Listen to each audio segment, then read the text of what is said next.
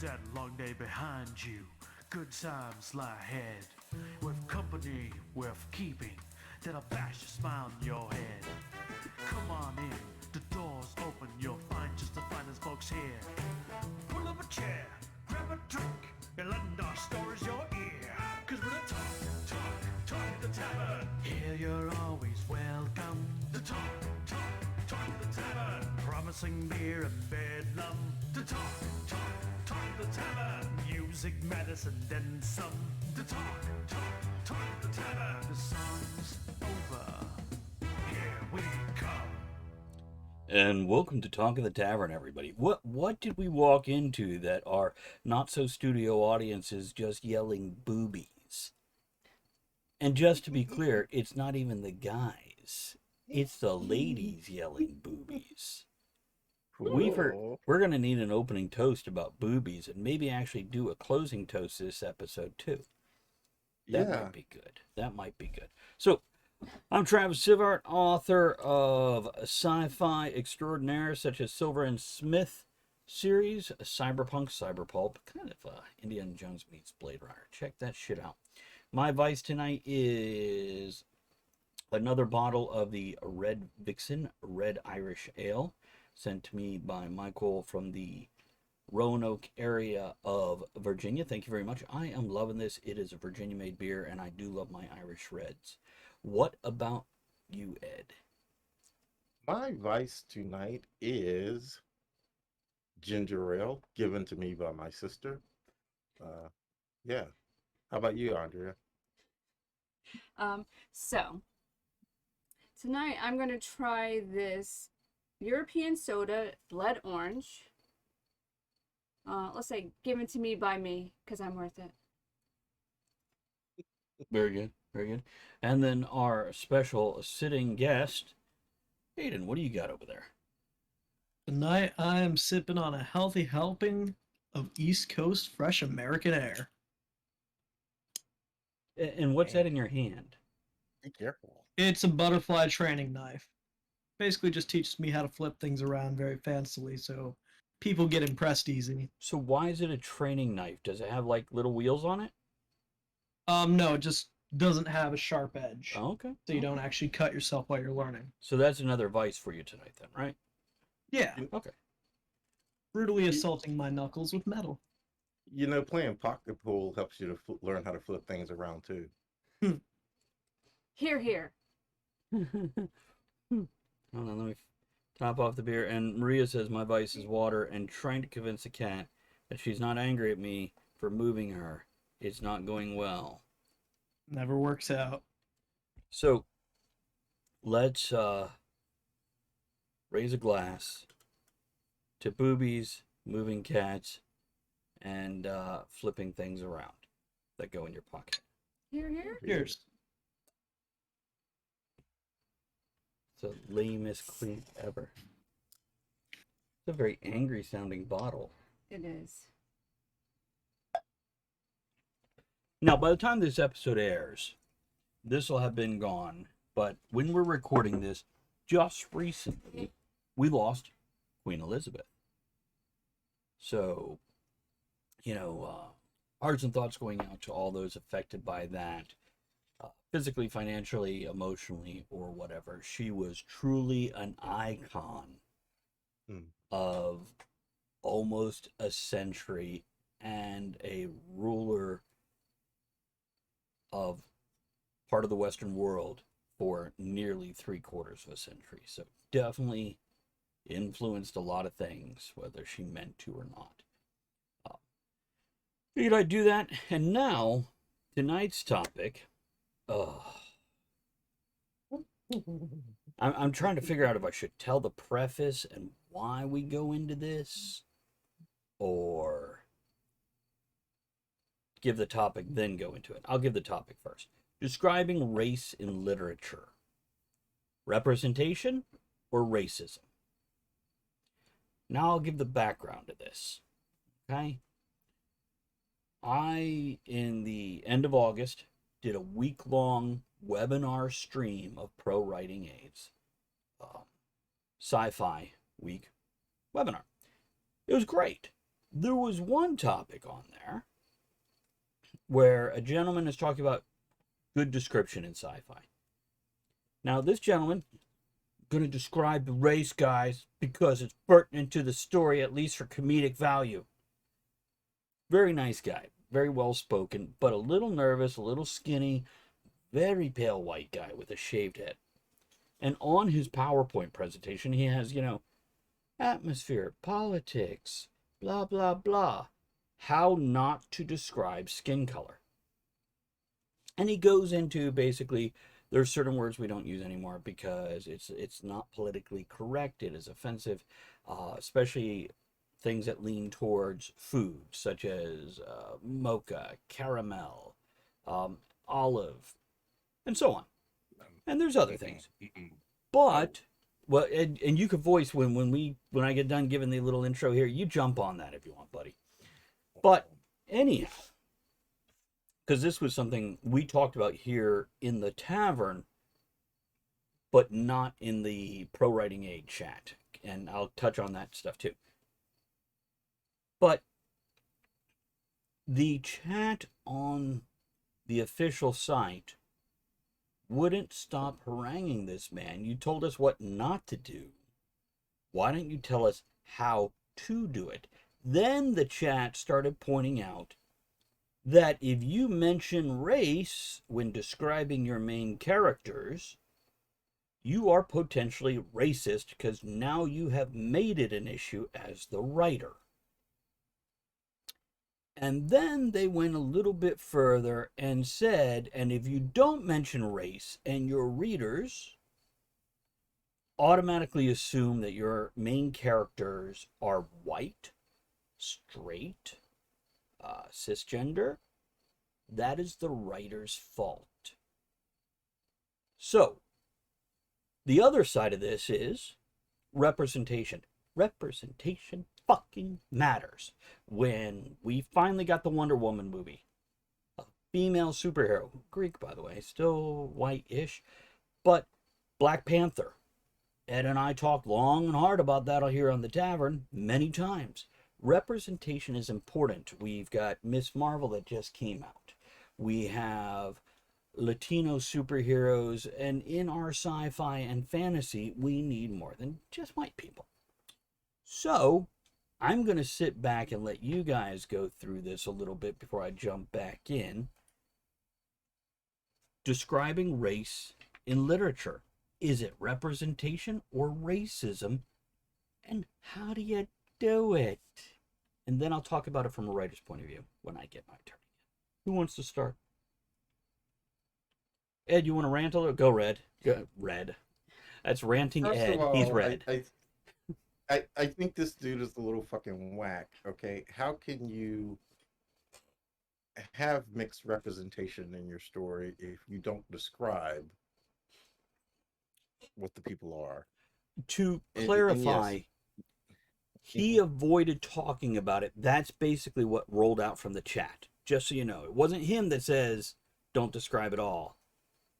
That's what chat was pulling out of the stuff he was avoiding saying. Go on. Okay. All right. Gotcha. And you're absolutely correct. As we talked about before, long ago in the tavern, yeah, growing up as a kid, Black Panther, when I saw him in a comic book, hey, here's a superhero that looks like me, got me more interested in the comic book. So I think it is very important to represent whatever, black, white, gay, Chinese, whatever. I'm going to call somebody something that I shouldn't call them. So whatever. In your story, Caramel, please call me Caramel. Okay. That shit turns me on when a white woman calls me Caramel. Call me Caramel, damn it. I don't mind one bit. And Andrew, you know he's pronounced it like all three ways you could pronounce it, just so everybody knows what the fuck he means. I want everybody to know. I'm sorry, Ed. Go on. Go on. Somebody else can talk for a while. Aiden, got a little thought on this one? So, as a man from the generation of snowflakes, I think people are getting too sensitive about just describing a fucking character. Like, if I go out, say my car is black, and I'm like, bro, I just bought this brand new black Lexus. Someone's gonna get offended that I called my Lexus black. I Mhm. don't think that, you know, describing a certain person as whatever race they are is offensive personally. But like, if once you start stereotyping that race, once you start, Right. And Ed then and I it are gets a little both pointing at the dicey. camera. Yes. Go on. But just, and caramel, olive, mocha, shut the fuck up. Now, Seriously, just let me do this real quick. I'm going to play the other side on this one. And Aiden, I think once I say this, I think you'll probably agree with me. You're a white dude. You don't get to make the choice if those words are okay. Ed, you're Please. black. You do. Uh, Uh, it's spare true. me, But please. no. Any thoughts, Andrew? It's a description. I don't even know. I like detail in my stories. Give me details. Here's what I'll tell you from a writer point of view, and I've seen this shift drastically over the past decade or so. And in chat, matter of fact, Maria has said, as a reader, I would love to have more diverse characters in books. As a writer, I avoid mentioning race as a whole because it's fucking scary to do it wrong. That being said, I have a woman of color in my book, but don't describe her. Merely give her an Oriental name. Maria is a writer. You can check out her writing. Maria could put a link in the chat. Bree is working on her first full-length novel. Says, I agree with you, Maria. I've mostly stuck with white characters because that's my culture and what I know. And let's see here. Maria adds, okay, here's the thing though. If you're a white author and you're describing a person of color characters, are you also describing the color of your white characters or just assuming? That's a great clarification. If you're describing everybody except for the white people, well, okay, maybe. But from a writer's point of view, there are a lot of writers that are afraid to write somebody of a racial or ethnic or even gender identity different from their own because there has been explosive criticism against this. So, here's what I'll tell you. As a general rule, you put anybody you want in your book. You put a black person, Asian, gay, straight, whatever you want. Do a little sensitivity research, be reasonable about it, appreciate the social culture that's out there just because you want to keep readers, but you write what you want. Here's what I will suggest now. Do not write the struggles, the intricate ethnic story of a character of a different race from you. I feel like that's a safe zone. You can have black people, Asian, trans, whatever characters in your story, but when you're writing that personal struggle of what they're going through because of that part of their history, background, ethnic group, identity, whatever, that's when you tread into dangerous waters. Ed, I see you leaning back. You got your chin up. What are you doing? Why? Why do you feel that way? Why do you think that way? Now, I don't. I'm Okay. recommending what I've seen in culture, but here's what I'll tell you what they say. I don't know the black man's struggle, Ed. I can't just watch and learn throughout my life and through empathy and intellect write a reasonable story about that struggle. And even if I could, I don't have the right to. That's not my story to tell. It's called research. I can write about elves, I can write about dwarves, I can write about alien species because they're fictional. I cannot. Well, I can write about, you know, other groups besides my own. But you Yeah, run the risk of, I understand what you're saying yeah. to a certain extent. I remember reading a book from an author, and I think I even spoke of this on a show once. His name was Howard Griffin Mm-hmm. back in the '60s. He wanted to write about inner city life of blacks in the ghetto. He went into the ghetto to interview people to write his story. Nobody would talk to him. So Okay. he went through a series of taking medications and laying under the heat lamp to actually turn his skin color dark to pass off as a black person, and went and lived in the inner city so he could write a story. Very good book. It was called Black Like Me. I suggest reading if you want to read about the inner city in the 60s. Very good book. So I guess in a way I understand what you're saying, but if you're an author, you are a researcher. Yes, you don't know how And an I may empathizer. feel. You don't know how I may feel, but you can write about that struggle because it's there in the history books. And it's there when I talk to you or so many of my other friends. I can, and I have, we've talked about this before. I will ask you, hey, what kind of shit do you deal with now? Did you deal with 20 years ago? You know, what did your parents go through? I ask these questions because I'm fucking curious. By the way, Maria says, jumping in on that, Travis, though, as a LGBT plus person, I'm so sick of having every LGBT plus book have their characters go through the struggle of coming out. I feel like people of color readers feel the same about making every book about their stereotypical struggles as well. Um, and yeah, I agree with that.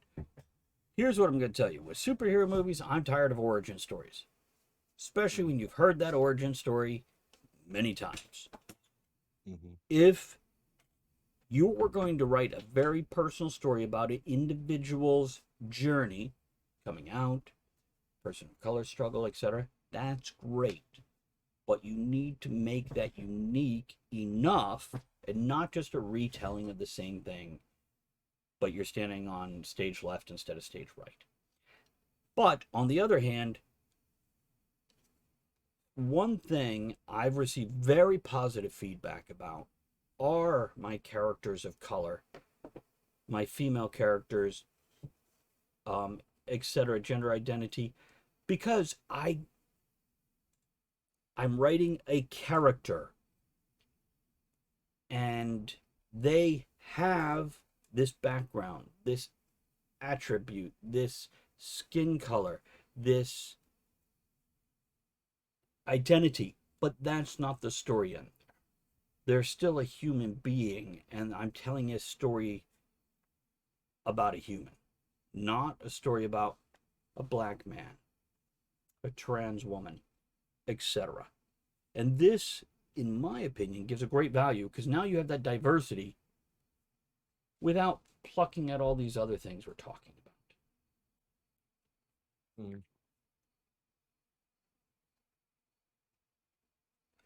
And Maria says, yeah, sensitivity readers are so important if you don't have the ability to walk in the shoes of the ethnicity you're writing. Here's what I'll tell you. Sensitivity writers scare the hell out of me. Because it just feels like you're handing somebody a key to your car and they could just like wreck your car for you.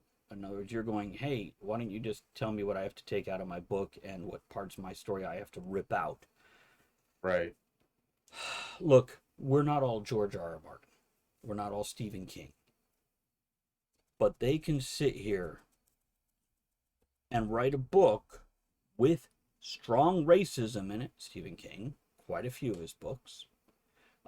George R. R. Martin with just different things that trigger people.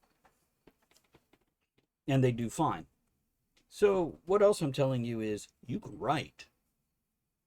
You could be the white guy that writes the black man struggle or whatever. That's fine. You may get blowback by it for it. But that might also sell one more book or a million more Yeah, books. true. Or it might get you blacklisted and nobody buys your book at all. You don't know. So, how do we do this with representation instead of racism then? Because if you keep on pointing it, he's black, she's Asian. Now you're racist. Your main character's point of view that are looking at these people, they're making race an issue by realizing there's a race in the head, in their head, in that character's head.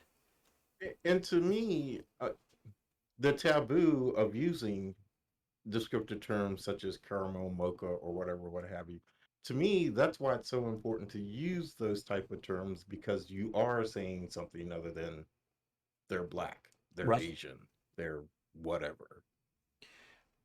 I mentioned this to someone else, and they said, you know what? But if you're close or intimate with that person, it's different. And I'm like, so in a romance, using this between two lovers might be very appropriate. You know, because Ed, you and I discussed this a year or two ago when I first started going, oh, this is a thing. And I spoke to Ed, just so the listening audience knows, Ed is in his 50s. I worked with 4 or 5 black women over the age of 40 and a couple younger, and I went to them and presented this. What do you guys think? Every single one went, no, I'm good with it. I like it. One of them was very passionate, going, my man calls me, and it was caramel in particular, and it makes me hot. This was like a 57-year-old woman. And yeah, it depends how you use it, where you use it, and you're always going to piss someone off, and so on. Yeah. Can't please everybody. No, it's you'll chafe. Just saying. Maria says, when is the white person writing a non-white character too much? Is it when putting in a racist struggle? Is it mentioning skin tone? Is it putting an accent in? Where's the line? Bree says, how do you use it and where you use it? That's what she said. Oh my God. Thanks for contributing to the conversation. Maria, the line is in each individual reader's head. Some readers right away are going to be triggered and go, this is horrible. Others will go through the whole book and not even realize you mentioned race. So which one is racist in that case? The one that doesn't see anything, the one who wrote the book, or the one who was triggered immediately? The one that's triggered immediately. You know where I stand on that. Andrea? I have no words. Aiden, you got any thoughts on this? And I'll wrap this up, guys. I plead the fifth. Oh, come now. Honestly, I'm with Ed on this one. The person interpreting it as racist either is overly sensitive about everything and won't make it anywhere in this world, or they have racist thoughts of their own. Well, And that's why they immediately went there, like that. here's what I'll tell you guys. Write when you want to write. Be reasonable. Be empathetic. Be sympathetic. Be sensitive. But write your stories. And represent as much as you can. Here's to sharing your cultures however you can. To culture.